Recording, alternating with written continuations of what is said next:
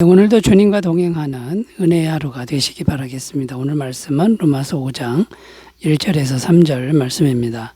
그러므로 우리가 믿음으로 의롭다 하심을 받았으니 우리 주 예수 그리스도로 말미암아 하나님과 화평을 누리자. 또한 그로 말미암아 우리가 믿음으로 서 있는 이 은혜에 들어감을 얻었으며 하나님의 영광을 바라고 즐거워하느니라. 다만 이뿐 아니라 우리가 환난 중에도 즐거워하나니 이는 환난은 인내를. 아멘. 아멘. 오늘 말씀의 내용은 하나님 앞에서 의롭다 하심을 받은 사람의 삶의 모습에 대한 말씀입니다. 의롭다 하심을 받았다는 것은 예수님을 믿어서 죄사함을 받았다는 말과 같습니다. 또 다른 말로 하면 구원과 영생을 얻었다라는 말과 같은데요. 이 죄사함 받고 구원과 영생을 얻은 사람들의 삶의 모습은 이러이러한 모습이어야 한다라는 것이 오늘 본문 말씀의 내용이라는 겁니다. 그래서 오늘 본문 말씀 속에 나오는 이 의롭다 하심을 받은 사람들, 곧 구원받은 사람들의 삶의 모습은 어떠한 모습이어야 하는지를 함께 생각하면서 말씀의 은혜를 나누도록 하겠습니다. 자, 의롭다 하심을 받은 사람의 삶의 모습, 첫 번째는요, 하나님과 화평을 누리는 삶의 모습이다라는 겁니다. 1절 말씀 읽으면 그러므로 우리가 믿음으로 의롭다 하심을 받았으니 우리 주 예수 그리스도로 말미암아 하나님과 화평을 누리자. 끝부분에 하나님과 화평을 누리자 이렇게 되어 있는데 구원 얻은 우리들의 삶의 모습은 하나님과 화평을 누리는 삶의 모습이어야 한다라는 말씀입니다. 여기서 화평이라는 단어를 좀 더 생각해 봐야 되는데 이 단어를 이해하려면 당시의 로마법을 알아야 합니다. 당시 로마 시민권을 가진 사람은 어떤 일이 있어도 황제에게 직접 청원할 수 있는 권리가 있었습니다. 예를 들어 반역죄를 지은 사람을 생각해 볼 수 있는데요. 이 반역죄라고 하는 건 무조건 사형 아닙니까? 황제하고는 원수지간인데 그래도 로마 시민권을 가지고 있으면 황제에게 직접 청원해서 황제에게 직접 재판받을 수 있는 권리가 있었다라는 겁니다. 그래서 만약에 재판을 청원을 해서 황제로부터 무죄다 이렇게 선고를 받으면 이제는 원수 관계가 아니라 화목된 관계가 되었다라는 겁니다. 자, 이 화평이란 단어는 이런 의미가 있는데 오늘 본문 말씀에 나오는 화평은 누구와 누구와의 관계를 말하는 겁니까?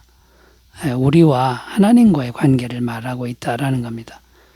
하나님과 우리 사이의 관계는 원래는 원수 관계입니다. 왜 원수가 된 거냐면 죄 때문이라는 거죠.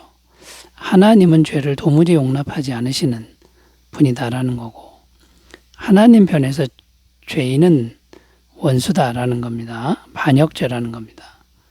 자, 그런데 이 원수인 인간이 예수님의 십자가 죄사함의 은혜를 믿어서 죄사함을 받고 의롭게 되었다는 거죠. 이제는 원수가 아니라 화목된 관계가 되었다라는 것입니다.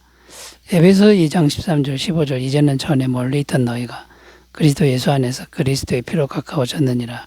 그는 우리의 화평이시니라. 둘로 하나를 만드사 원수된 것과 중간에 막힌 담을 자기 육체로 오시고 법조문으로 된 계명의 율법을 폐하셨으니 이는 이 둘로 자기 안에서 한 세 사람을 지어 화평하게 하시고. 그러니까 이제 예수님의 십자가 피로 말미암아 화목된 관계가 되었다. 화평한 관계가 되었다라고 말씀하고 있는 겁니다. 자, 그러면 구원받은 성도는 지난 것은 잊어버리고 하나님과 항상 화평의 관계를 누리며 살아야 된다라는 겁니다. 자, 여기서 이제 질문이 하나 생기는데 우리가 구원받은 이후에 하나님과 화평이 된 이후에도 계속 마음과 생각으로 또 말과 행동으로 계속 죄를 짓는다라는 겁니다. 그럼 반복적으로 하나님과 원수가 되는 거 아니냐 이런 질문이 생기는데 이때에도 예수님의 죄사함의 원리, 십자가의 원리를 영원히 계속해서 반복적으로 적용하면 된다라는 겁니다. 그러면 계속해서 화평한 관계가 된다라는 거죠. 로마서 8장 1절 2절 그러므로 이제 그리스도 예수 안에 있는 자에게는 결코 정죄함이 없나니 이는 그리스도 예수 안에 있는 생명의 성령의 법이 죄와 사망의 법에서 너를 해방하였습니다. 여기 생명의 성령의 법이라고 나오는데 이 법은 다른 말로 생명의 성령의 원리, 이런 의미가 됩니다.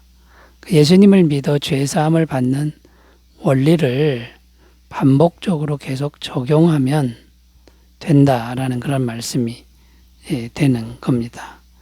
자, 그러면 여러분 이제 죄에 빠졌던 지난날 잊어버리고 또 반복적으로 죄 짓는 것 이것에 눌리지 말고 생명의 성령의 원리를 항상 잘 적용하시기를 바라겠습니다.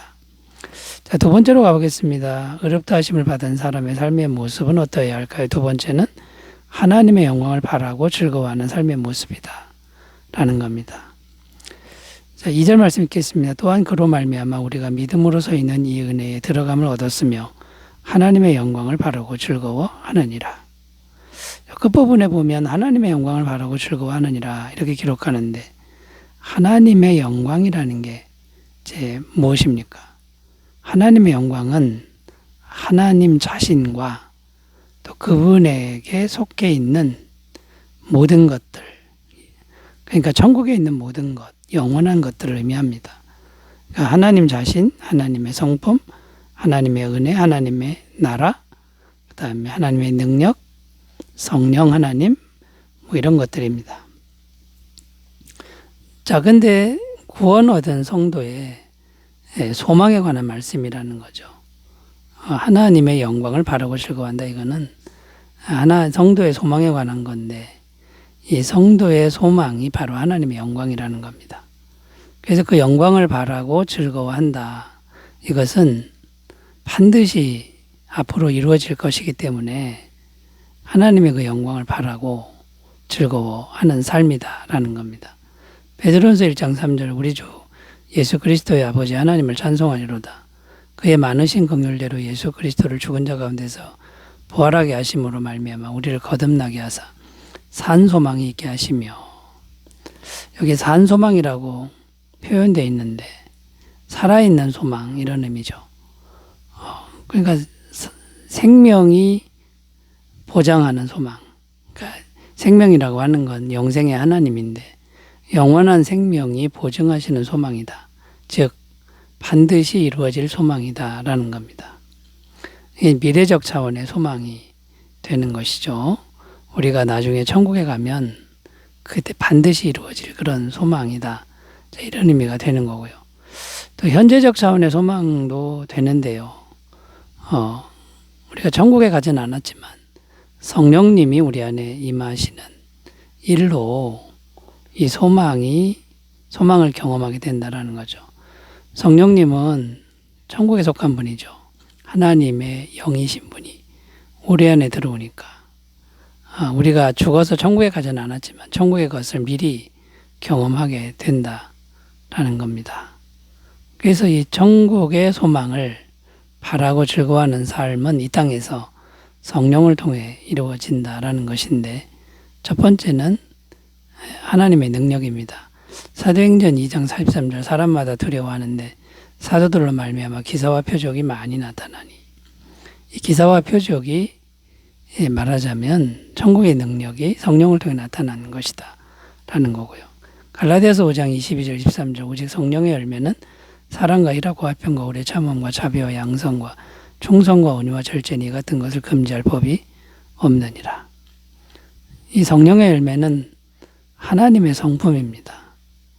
이 하나님의 성품을 성령을 통해 우리가 경험하는데 현재적으로 경험한다라는 것이죠. 자, 그러면 여러분 하나님의 영광을 바라고 즐거워하는데 미래에 반드시 이루어질 것과 성령을 통해 현재적으로 경험되는 이 모든 것을 누리며 살아가시기 바라겠습니다. 자, 세 번째로 가겠습니다. 어렵다 하심을 받은 사람의 삶의 모습. 세 번째는 뭘까요? 세 번째는 환난 중에도 즐거워하는 삶의 모습이다라는 겁니다. 3절 읽습니다. 다만 이뿐 아니라 우리가 환난 중에도 즐거워하나니 이는 환난은 인내를. 자, 여기 보면 환난 중에도 즐거워한다. 이 모습이 바로 구원 얻은 성도의 모습이어야 한다라는 말씀인데 어떻게 그럴 수 있을까요? 자, 현재는 환난을 피해갈 수 없는 그런 세상입니다. 이 세상에 죄가 있고 마귀가 있기 때문에 성도는 환난을 절대로 피해갈 수가 없죠. 환난이 없는 세상은 천국입니다. 죽어서 가는 천국인데, 자, 이 세상의 환난 중에도 즐거워할 수 있다. 어떻게 가능하냐면 미래를 바라보는 겁니다. 현재의 환난 너머에 장차 이루어질 세계를 우리가 기쁨으로 바라보는 것이라는 거죠. 로마서 8장 18절 생각하건대 현재의 고난은 장차 우리에게 나타날 영광과 비교할 수 없도다. 또 어떻게 환난 중에 즐거워합니까? 이 환난의 의미를 깊이 생각해 보면 하나님의 좋은 뜻이 있다, 선한 뜻이 있다. 그러면 즐거워할 수 있다라는 거죠. 고린도서 4장 17절 우리가 잠시 받는 환난에 경한 것이 지극히 크고 영원한 영광에 중한 것을 우리에게 이루게 함이니. 그 다음에 환난 중에도 즐거워할 수 있는 능력은, 실제적 능력은 성령님의 임재하심이다라는 겁니다. 요한복음 14장 27절 평안을 너희에게 끼치노니 곧 나의 평안을 너희에게 주노라. 내가 너희에게 주는 것은 세상이 주는 것과 같지 아니하니라. 너희는 마음에 근심하지도 말고 두려워하지도 말라. 이 성령의 충만한 임재는 어떤 환난에서도 천국의 평강을 준다라는 거고요. 그 다음에 환난을 견딘 사람에게 하늘의 상급이 있다라는 이 하늘의 상을 바라보면서 즐거워할 수 있다라는 것입니다.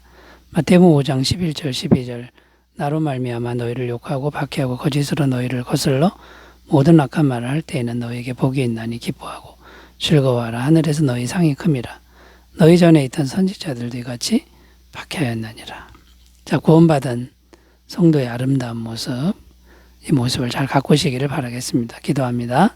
하나님 아버지, 구원받은 우리의 삶의 모습이 하나님 보시기에 아름답게 하옵소서. 예수님의 이름으로 기도드립니다. 아멘. 성령 충만하시기 바라겠습니다. 감사합니다.